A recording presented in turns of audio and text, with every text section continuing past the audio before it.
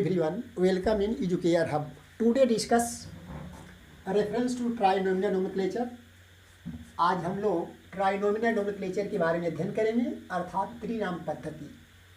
हम जानते हैं कि द्विनाम पद्धति के प्रचलन होने के बाद वैज्ञानिकों ने देखा कि कभी कभी अलग अलग वातावरण में रहने के कारण एक ही जाति के जीवों में कुछ अंतर आ जाते हैं, कुछ विभिन्नताएं पाई जाती हैं या कुछ विभिन्नताएं आ जाती हैं। अलग अलग भौगोलिक क्षेत्रों में रहने के कारण एक ही जातियों में जो वैरायटी आ जाती है, जो विभिन्नताएं आ जाती हैं, उसी के आधार पर उन्हें हम उपजातियों में विभक्त कर दिया या उपजातियों में विभक्त कर दिया जाता है।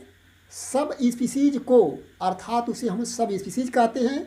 स्पीसीज के नाम के आगे सब स्पीसीज लिख दिया जाता है। ऐसी स्थिति में जीव का नाम 3 शब्दों का हो गया। चूँकि इस विधि में एक जीव का नाम 3 शब्दों में हो गया, इस कारण इसे त्रिनाम पद्धति कहते हैं। त्रिनाम पद्धति जीवों के नामकरण की वह पद्धति है जिसमें किसी जीव का नाम 3 शब्दों का बना होता है। जो फर्स्ट वर्ड होता है वह जेनस, सेकेंड स्पीसीज और थर्ड सब स्पीसीज होता है।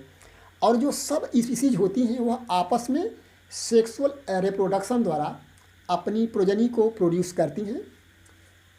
और trinomial nomenclature was proposed by Lamarck, और सर्वप्रथम लैमार्क ने इसे प्रपोज किया। It involve the use of 3 words, और त्रिनाम पद्धति में 3 वर्ड्स का प्रयोग किया जाता है। जो फर्स्ट वर्ड्स होता है वह जेनस होता है, सेकेंड स्पीसीज और थर्ड जो होता है वह सब स्पीसीज होती है।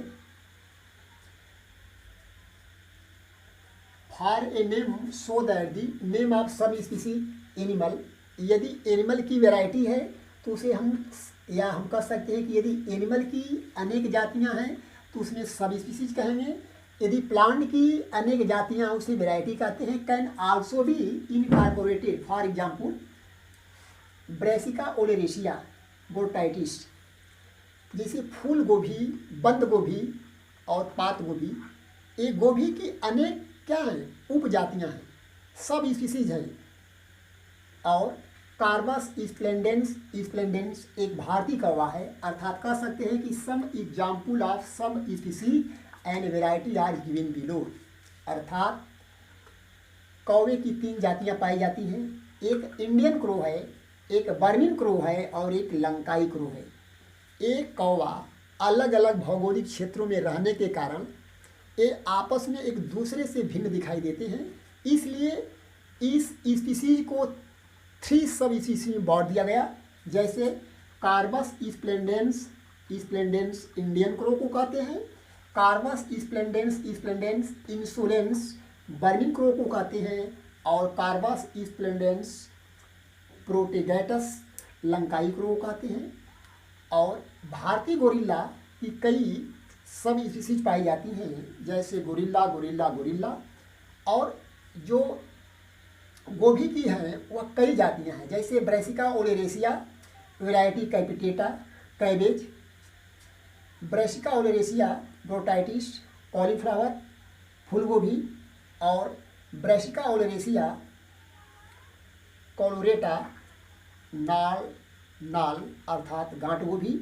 उसी प्रकार बबुल की कई जातियां हैं, उसमें कुछ हैं जैसे Acacia nilotica variety indica Indian babul. इस प्रकार हम ये देखते हैं कि द्विनाम पद्धति के बाद 3 नाम पद्धति का नामकरण हुआ।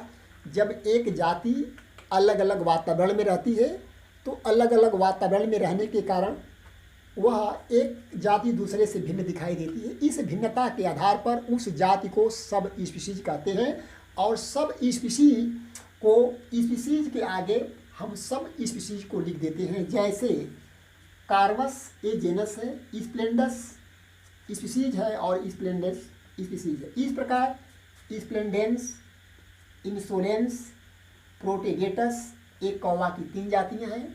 जो स्प्लेंडेंस सब स्पीसीज है वह इंडियन क्रो है, आइसोलेंस सब स्पीसीज है वह बर्मिन क्रो है, और प्रोटोगेटस सब स्पीसीज है वह लंकाई क्रो है। और उसी प्रकार गोभी में जो सब स्पीसीज है कैपिटेटा कैबेज, ब्रोटाइटिस कॉलीफ्लावर एंड कोलोरेपा नाल नाल। Thank you.